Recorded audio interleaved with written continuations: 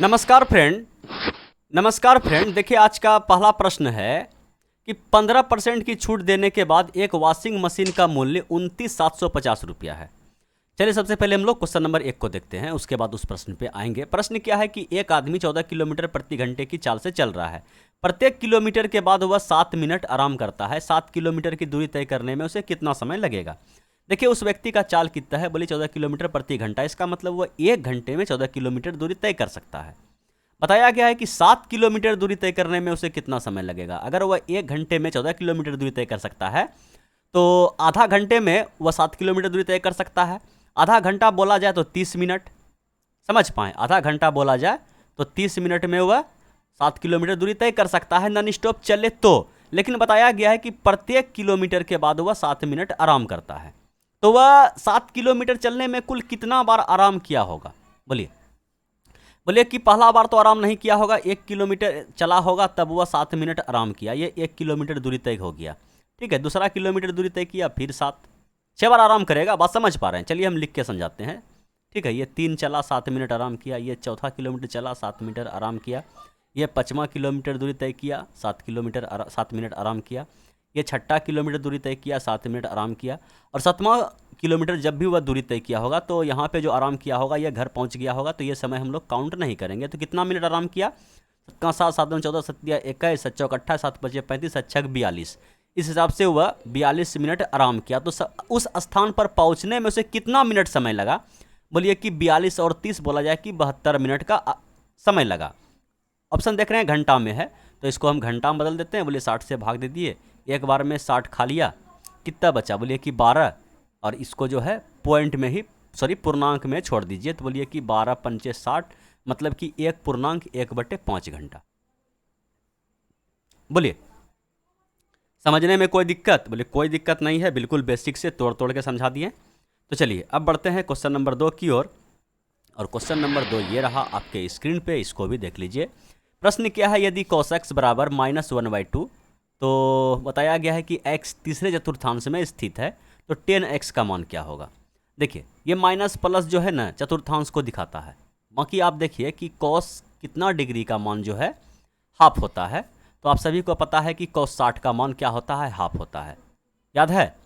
अगर किसी को याद नहीं है तो देखिए, इसको याद करने का तरीका क्या है। सबसे पहले इस एंगल को याद किए, 0 डिग्री 0, 1/2, 1/√2, √3/2 और 1। ठीक है, ये 0 डिग्री, ये 30 डिग्री, ये 45 डिग्री, ये 60 डिग्री और ये 90 डिग्री। और ये साइन का होता है। साइन को काउंट करना है तो साइन 0 0, साइन 30 1/2, साइन 45। समझ पा रहे हैं? और कोस को अगर काउंट करना है तो कोस इधर से, कि कोस 0 ये, 30 ये, 45 ये, 60 ये, तो हाफ किस में आएगा? बोलिए 60 में। इधर से 0 काउंट करना है, कोस को इधर से, 0 डिग्री 0, 30 डिग्री, 45 डिग्री, 60 डिग्री। समझ पाए? बोलिए हाँ। तो हम यहाँ से पहले ही बता दी, जिसको याद है तो बहुत अच्छा बात है, नहीं तो आप ऐसे निकाल सकते हैं कि कॉस का जो है 60 डिग्री का मान कितना होता है? बोलिए कि हाफ होता है। अब बताया गया है कि ये तीसरे चतुर्थांश में है, तो ये पहला चतुर्थांश, दूसरा, ये तीसरा।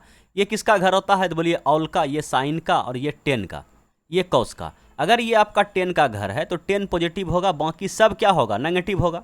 10 क्या होगा? पॉजिटिव, बाकी सब क्या होगा? नेगेटिव। तो ये नेगेटिव जो 60 का मान जो आएगा, 60 का मान कैसे आता है समझाएं है कि नहीं समझाएं? बोलिए कि अगर ये 60 डिग्री का मान आ गया है और ये बताया गया है कि ये इस चतुर्थांश में है, बोलिए यहाँ पे कितना है? बोलिए ये 180 का एंगल है। यहाँ से अगर 0 से कीजिएगा तो ये 180 का है। 180 + 60 का मान है, समझिए 180 + 60 का वैल्यू हमसे पूछा जा रहा है, तब तीसरे चतुर्थांश में आया। तो 180 पे प्लस कीजिए, माइनस कीजिए, तो साइन साइन में रहेगा, कोस कोस में रहेगा, टेन टेन में रहेगा। चिन्ह नहीं बदलता है। और मतलब कि साइन कोस में नहीं बदलता है, साइन कोस में नहीं बदलता है, कोस साइन में नहीं बदलता है, टेन कोट में नहीं बदलता है। जो मूल वैल्यू है वही रहेगा। केवल प्लस माइनस को देखना है कि यहाँ अगर सभी पॉजिटिव होता है, इसमें साइन पॉजिटिव, इसमें टेन पॉजिटिव, इसमें कोस पॉजिटिव, तो इसमें 10 पॉजिटिव होगा, इसके अलावा सब क्या होगा? नेगेटिव होगा। समझ पा रहे हैं? तो बोलिए कि अगर यहाँ पे हम 10 60 का मान देख लें, सिंपल सा वही पूछा गया है कि 10x का मान बताइए। थीटा का मान अब कितना डिग्री लेके चलेंगे? 60 डिग्री। तो 10 60 का मान सभी को पता है कि कितना होता है? √3 होता है। और नहीं तो अभी जो मेथड बनाए कि साइन को अगर कॉस से आप भाग दीजिएगा, 10 का मान निकल जाएगा।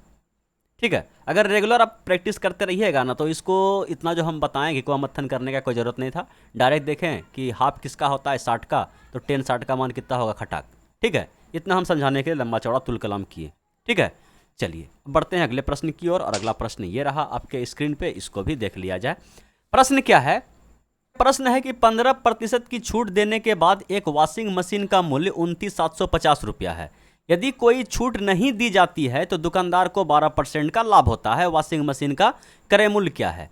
देखिए, एक वॉशिंग मशीन जो है इतना रुपया में बिका। कितना रुपया में बिका? बोलिए कि 29,750 रुपया में बिका 15% की छूट के बाद। मतलब ये है कि एमआरपी जो है 100% को दिखाता है, तो एमआरपी पे छूट मिला 15% का।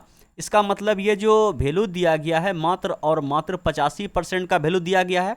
बोले किसका 85%? बोलिए इस एमआरपी का 85% का वैल्यू इतना है। अगर हम 100% का वैल्यू निकालेंगे तो एमआरपी निकल जाएगा। सबसे पहले हम 100% का वैल्यू इधर निकाल देते हैं। तो बोलिए कि 29,750 बटे 85, ये 1% का वैल्यू निकला। 100% का वैल्यू बोला जाए एमआरपी, ये निकल जाएगा। बोलिए ये कटेगा किससे कटेगा? बोले 17 से कटने वाला है। बोले 17 से कट जाएगा ये आपका 5 बार में। ठीक है, 17 से इसको भी कटना चाहिए, जब सवाल दिया है तो कटना चाहिए। बोले 17 एकाउंट 17 खिला दीजिए, कितना बचा? बोलिए कि 12 और स्पेस आ गया तो 12 पर 7 127, 127 हो जाएगा। 17 7 19 से 119 और 127 8 का डिफरेंस, और ये 5 8 पर 5 85, 17 5 85। ठीक है, और ये जीरो यहाँ पे चिपक जाएगा। ये 5 से कट जाएगा आपका 20 बार में।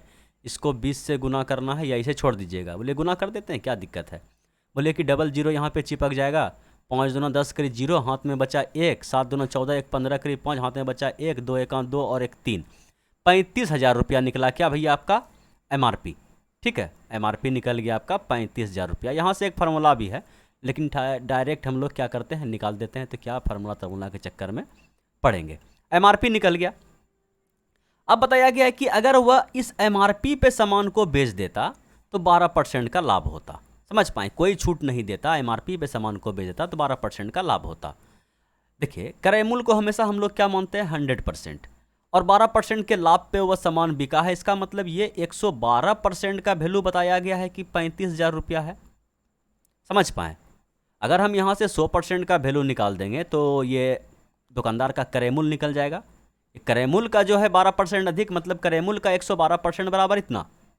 समझ पा रहे हैं कि ना समझ पा रहे हैं? बोले हाँ, आराम से समझ पा रहे हैं। ठीक है, ऐसा उम्मीद करते हैं कि आपको समझ में आ गया होगा कि ये जो 100% क्रय मूल्य है, 12% प्रॉफिट इसमें ऐड किया गया है। इसका मतलब ये 112% जो है ये इतना को दिखा रहा है। तो 100% निकालेंगे तो ये क्रय मूल्य निकल जाएगा। तो यहाँ से 100% का वैल्यू निकाल दीजिए। बोलिए कि 35,000 और बटे 112, तो ये कितना का वैल्यू निकला? बोलिए ये 1% का। अगर हमें 100% का वैल्यू निकालना है 100 से गुना कर दीजिए। बोलिए ये कटेगा किससे? बोलिए कि 7 से कटेगा। थोड़ा सा कलर चेंज कर लेते हैं। ठीक है, ये जो है आपका कटेगा 7 से। 7 5 35, और ये 000 समझ में आ रहा है? 000 यहाँ पे चिपका हुआ है। और ये 16 7 72 से, तो ये 16 बार में कट गया। ठीक है, ये 4 से आपका कट जाएगा और ये आपका 25 से कट जाएगा। ये आपका 4 से कितना बार में कटेगा? बोलिए 750, 750 दूना 250, 250 दूना, ठीक है, ये 1250 बार में कट जाएगा। ये 4 से कट गया। अब 125 को इससे गुना करना है तो 1 जीरो तो चिपकेगा, और 25 पंचे 750, 750 करीब 5, हाथ में कितना बचा? 12, और 25 दूना 50, 50 10 60 2 62 करीब 2, हाथ में बचा कितना? 6। तो 25 से कम 25, 25 और 6 कितना होता है?